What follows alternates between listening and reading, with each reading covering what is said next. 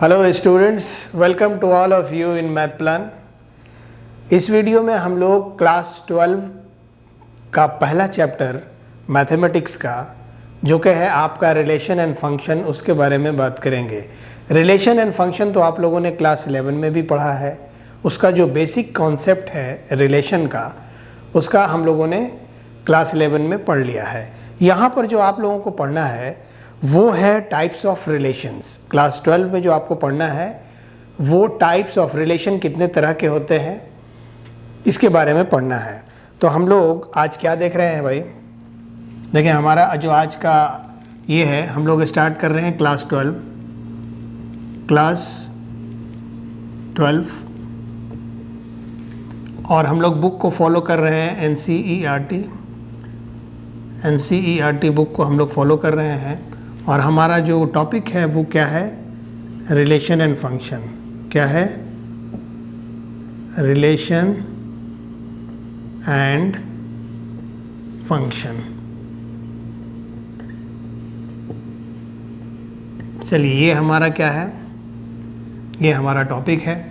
तो हम लोग जैसे कि क्लास 11 में भी आपको याद होगा क्या क्या था, हम लोगों ने पहले रिलेशन को पढ़ा था और बाद में फंक्शन को। क्यों?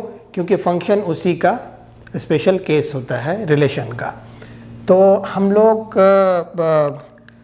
रिलेशन के बारे में, चलिए थोड़ा सा एक क्विक बैक आपको दे देता हूँ, है ना, एक रिकैप, ताकि कोई दिक्कत ना हो।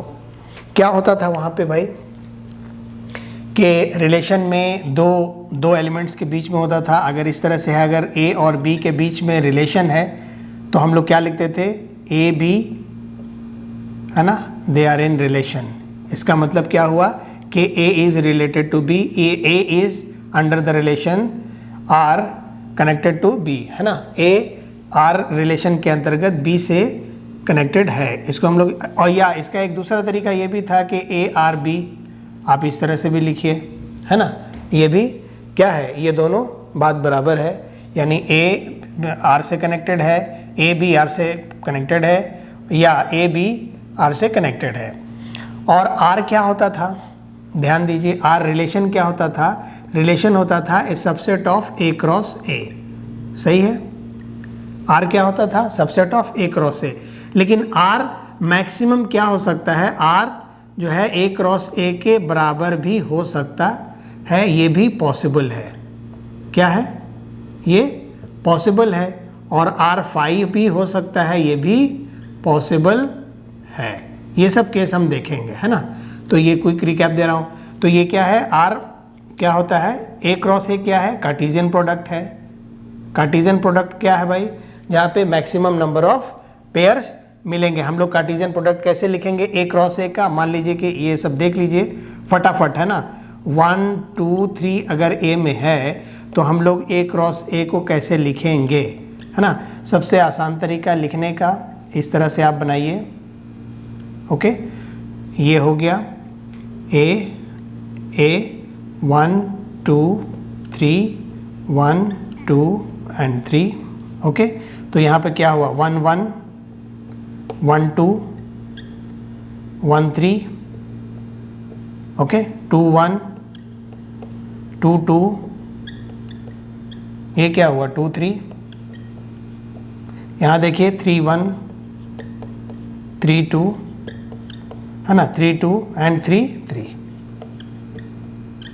ये हमारा क्या आ गया, ये हमारा क्या आ गया, ए क्रॉस ए फॉर दिस, है ना, फॉर दिस सेट।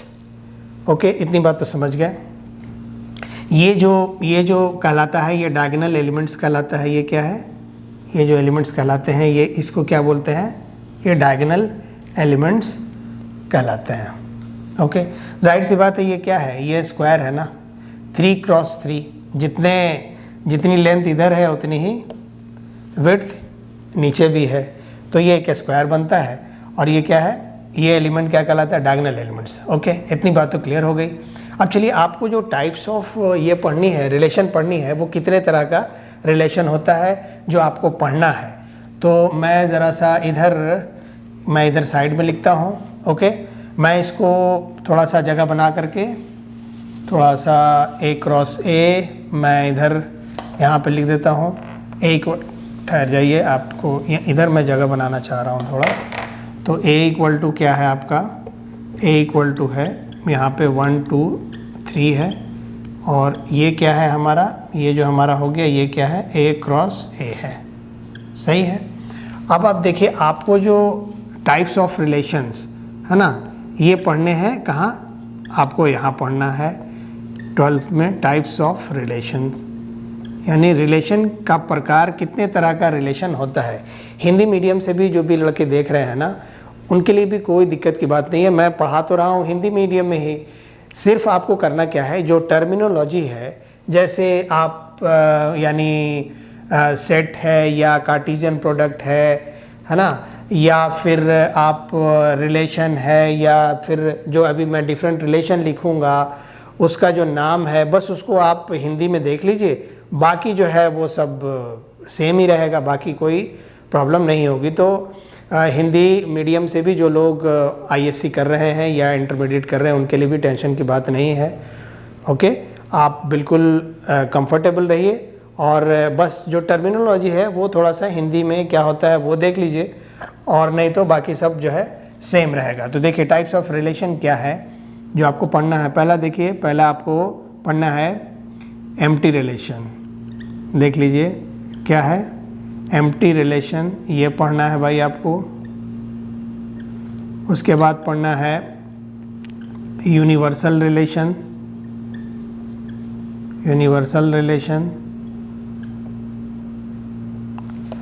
फिर पढ़ना है आपको रिफ्लेक्सिव रिलेशन,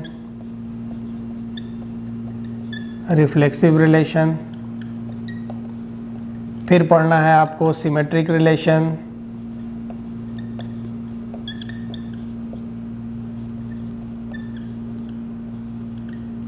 फिर पढ़ना है आपको क्या, ट्रांजिटिव रिलेशन,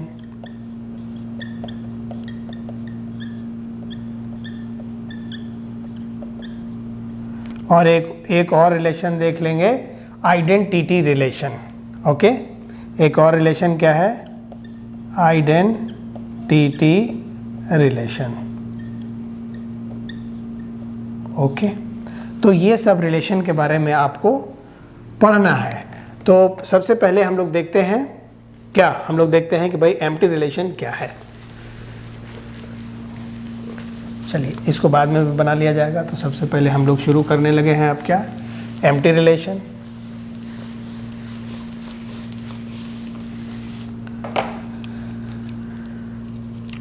हमारा क्या है भाई, एम्प्टी रिलेशन।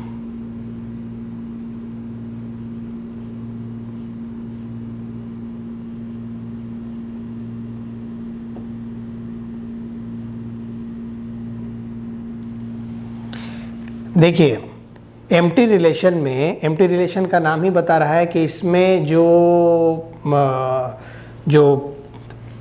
ऑर्डर्ड पेयर होंगे वो क्या होंगे, ज़ीरो होगा ही नहीं इसमें कोई ऑर्डर्ड पेयर, यानी कोई भी एलिमेंट।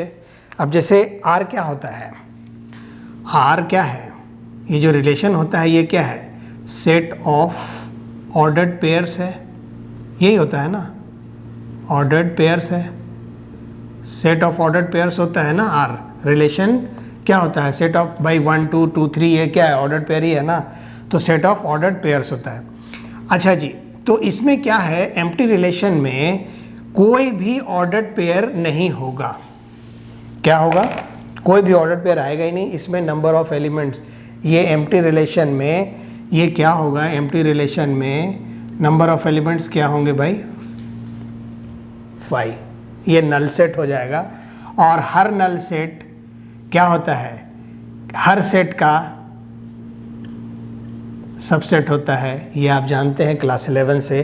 तो अगर मान लीजिए कि सेट ए पे हमारा रिलेशन आर डिफाइन हमने किया है, सेट ए पे हमने रिलेशन आर को डिफाइन किया है, और अगर वो रिलेशन इस तरह का है कि कोई भी एलिमेंट उस सेट का उसको सेटिस्फाई नहीं कर रहा है, उस रिलेशन को, कोई भी जो एलिमेंट्स का पेयर है उस रिलेशन को सेटिस्फाई नहीं कर रहा है, तो वो क्या कहलाएगा, एम्प्टी रिलेशन। चलिए अब इसको एग्जाम्पल से थोड़ी सी बात ज़्यादा क्लियर हो जाएगी। मैं एक एग्जांपल ले रहा हूँ आपको समझाने के लिए। मान लीजिए कि हमारा सेट है A इक्वल टू 1 2 3 4, ओके, ये हमारा सेट है। इस सेट पे मैंने एक रिलेशन डिफाइन किया कि भाई R equal to A B such that A minus B is equal to 15, ये मैंने कर दिया कि भाई ये रिलेशन है। अब A माइनस बी 15 होना चाहिए, तो यहाँ पर देखिए आप कि कोई भी आप जोड़ा बनाइए, कोई भी दो एलिमेंट्स का लेकर के आप जोड़ा बनाइए, आप रिलेशन में डालने का कोशिश कीजिए। आप जैसे मान लीजिए कि आप 2 1 आप ले लीजिए, तो 2 1 2 माइनस 1 क्या होगा, 1 होगा, ये तो 15 नहीं हुआ। 4 माइनस 1 क्या होगा, 3 है, ये भी 15 के बराबर नहीं है। तो यानी कोई भी एलिमेंट इसको सेटिस्फाई नहीं करेगा, इसलिए ये क्या हो जाएगा, R will be a null set. Okay, R एक नल सेट है जो कि A क्रॉस A का सबसेट है। ये बात समझ में आ गई आपको कि नल सेट कैसे, एक एग्जांपल से मैंने आपको समझा दिया। दूसरा जो है आपको पढ़ना वो है देखिए, दूसरा जो मैं यहीं पे बता रहा हूँ आपको वो है यूनिवर्सल रिलेशन। क्या है, यूनिवर्सल रिलेशन। तो ये यूनिवर्सल रिलेशन में क्या होता है भाई कि इसी सेट पे देख लीजिए आप, सेट A इक्वल टू 1 2 3 4 है, ओके। अब इस सेट का अगर मान लीजिए कि मैं इसका जो है एक रिलेशन में डिफाइन करूं कि R equal to such that A B, है ना, such that A minus B mod of A minus B is greater than और इक्वल टू 0। मैंने ये जो है एक ये कर दिया। इसका मतलब आप समझिए, A क्रॉस A भी आप लिख लीजिए। इसमें तो आप कोई भी आप पेयर बना लीजिए। जैसे मान लीजिए कि आपने 1 1 का पेयर बनाया, तो भाई यहाँ क्या होगा, 1 माइनस 1 इक्वल टू 0 सेटिस्फाई कर गया। 1 2 बनाइए तो 1 माइनस 2 इसका मॉड ले लीजिएगा तो माइनस 1 आएगा, माइनस 1 का मॉड क्या होगा, ये 1 आ जाएगा। अगेन ये क्या हुआ, ग्रेटर देन और इक्वल टू 0 सेटिस्फाई कर गया। सही है, कोई भी आप ले लीजिए, 1 3 लीजिए तो 1 माइनस 3 ये क्या होगा, माइनस 2 मॉड है तो ये क्या हो गया, 2 ग्रेटर देन 0 हो गया, ये है ना, ये भी ग्रेटर देन 0 हो गया, सेटिस्फाई कर गया।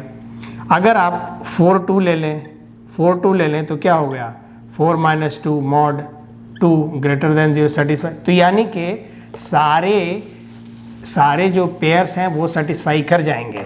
इसको और कैसे देखें, सारे पेयर्स, इसके सारे पेयर्स कैसे निकालेंगे भाई, कितने पेयर्स होंगे, तो क्या होगा, करना पड़ेगा A क्रॉस A जब हम लोग कर देंगे तो सारे पेयर्स निकाल। आपको समझाने के लिए यहाँ पर देख लीजिए, ये मैं कर रहा हूँ A क्रॉस A, क्या कर रहा हूँ, A क्रॉस A, 1 2 3 4 1 2 3 4। जब आप करेंगे तो 1 1 1 2 यहाँ से, है ना, ये सब 1 3 1 4 2 1 2 2 2 3 2 4 3 1 3 2 3 3 3 4 4 1 4 2 4 3 एंड 4 4। ये आपको मिल गया। इस तरह से बनाते हैं कैसे, 1 1 1 2 1 3 1 4 2 1 2 2 2 3 2 4 3 1, ये 3 3 इस तरह से, है ना, सबके लिए। तो ये हमारा कितना मिल गया भाई, 16, टोटल 16 पेयर हमें मिल गए, 16 से ज़्यादा मुझे नहीं मिलेंगे। ओके, अब कोई भी पेयर आप बैठा के देखिए और किसी भी पेयर में A माइनस बी कीजिए और उसका मॉड लीजिए, वो 0 या तो 0 के बराबर होगा या फिर उससे बड़ा होगा। ये 16 में से सारे के सारे इसमें सेटिस्फाई कर गए। इसका मतलब कि R किसके बराबर हो गया, ये A क्रॉस A के बराबर हो गया। ओके, जब कोई भी रिलेशन सेट के कार्टेशियन प्रोडक्ट के बराबर हो जाए, ओके, यानी जिस सेट पे वो रिलेशन डिफाइंड है उसी सेट के कार्टेशियन प्रोडक्ट के बराबर हो जाए, तो इस हालत में उस रिलेशन को यूनिवर्सल रिलेशन कहते हैं। जब R जो है वो A क्रॉस A, यानी R डिफाइन था हमारा सेट A पे, इस सेट A पे हमारा R डिफाइन था और A क्रॉस A के बराबर हो गया R, इसलिए R को हम लोग कहते हैं यूनिवर्सल रिलेशन। तो इस हालत में ये क्या कहलाएगा, यूनिवर्सल रिलेशन। तो कंडीशन क्या हुई कि A क्रॉस A के बराबर होना चाहिए। ये बात समझ गए आप। अब मैं यूनिवर्सल रिलेशन और एम्प्टी रिलेशन, ये दो को तो आपने समझ लिया। मैं चाह रहा हूँ कि आपको एकदम आसानी से समझा सकूँ। बात जो है ना वो इसको रहने देता हूँ यहीं पे। अब अगला जो चीज़ मैं आपको समझाने लगा हूँ ना, वो मैं बताने लगा हूँ आपको आइडेंटिटी रिलेशन के बारे में। किस रिलेशन के बारे में,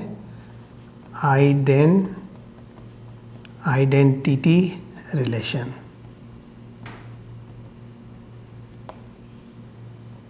ये भाई आइडेंटिटी रिलेशन क्या होता है, ओके। तो आइडेंटिटी रिलेशन ऐसा है कि if A belonging to R,